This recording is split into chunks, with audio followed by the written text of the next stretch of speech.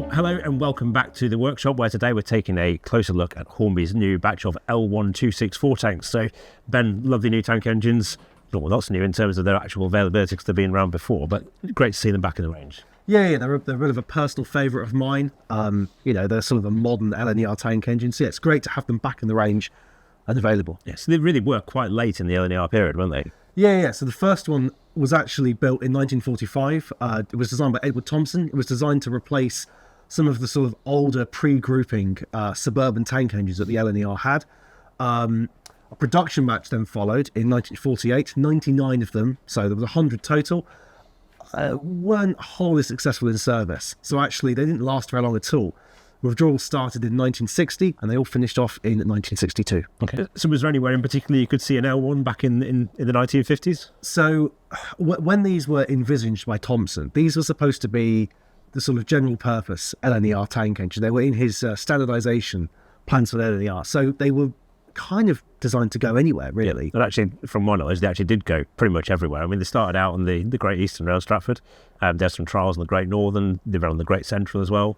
And they actually, quite a lot of them went up to Scotland as well. I mean, they, like you said, they were designed to be a go-anywhere machine to fill that void of older machinery, weren't they? Yeah. And, because, as you say, they were a bit of a late addition to the LNER roster, they've got some quite modern features, a bit of a sort of Thompson feature is all of the electric lights on the front. They had long-range bunkers and huge great big water tanks on the side, very prominent feature of them. Cutouts in actually the side tanks to enable easy access to lubrication. So, yeah, they were trying to be the next evolution of the LNER tank engine design. Yeah. So sadly, none of these are preserved, but we have at least got a really nice model now. Yeah, we do. It is a very nice model. And for modellers who've got previous runs of Hornby's L1, nothing has really changed here. So you've got the same 5-pole motor, you've got the same 8-pin decoder socket. All the other nice little details and creature comforts. You've got the nice separately fitted front end detail, the lights and things like that. So whilst it's very similar, obviously, to what we had in the previous batch of L1s, but there are detail differences between these locos, aren't there? Yeah, there are. So the BR apple green one, that has different steps to the BR one. Quite noticeable as well. It has a different smoke box door on it. So it has a lower lamp bracket, destination board holders on it as well.